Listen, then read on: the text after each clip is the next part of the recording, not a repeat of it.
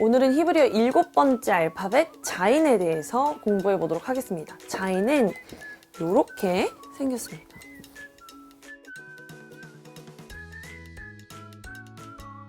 이 자인은 밭을 가는 도구인 쟁기, 그리고 무기, 칼, 창을 의미하는 알파벳입니다. 성경에서 칼과 무기는 어떤 의미를 가지고 있을까요? 구원의 투구와 성령의 검, 곧 하나님의 말씀을 가지라.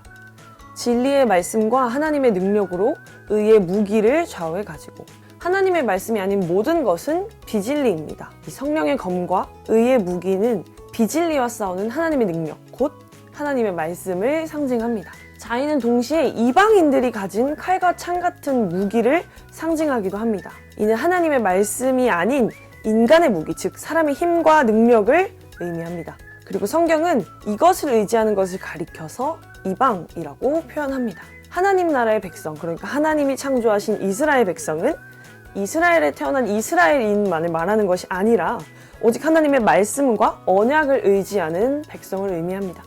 그래서 하나님의 말씀이 아닌 사람의 힘과 능력을 의지하면 이방 나라가 됩니다. 사울 왕이 하나님의 말씀에 순종하지 않고 아말렉을 진멸시키지 않았을 때 사울이 사용했던 무기가 칼이었습니다. 그리고 바알과 아세라 선지자들이 자신의 규례를 따라 칼과 창으로 스스로 상하게 하기도 했는데요. 이에 그들이 큰 소리로 부르고 그들의 규례를 따라 피가 흐르기까지 칼과 창으로 그들의 몸을 상하게 하더라. 이 칼과 창은 하나님의 말씀이 아닌 사람의 능력을 의지하는 이방인의 구조에 놓인 자들의 무기입니다. 하나님의 말씀과 하나님의 백성을 비방하고 대적하는 사람의 계명과 장로들의 유전을 의미합니다. 대답하여 이르시되 너희는 어찌하여 너희의 전통으로 하나님의 계명을 범하느냐.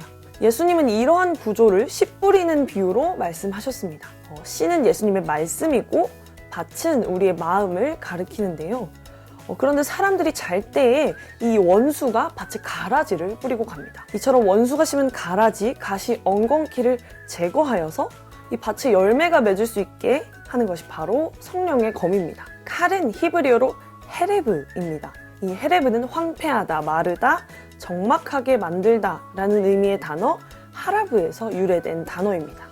헤레브는 창세기에서 등장했던 생명나무의 길을 지키는 불칼을 의미하기도 하고 할례를 위한 칼을 의미하기도 합니다. 이 칼은 하나님의 말씀에 순종하지 않는 원수와 이방의 구조를 황폐하게 하고 마르게 합니다. 이렇게 원수가 진멸된 상태, 하나님의 뜻만이 남겨진 상태가 바로 샬롬과 안식의 상태입니다. 아 재밌다. 끝!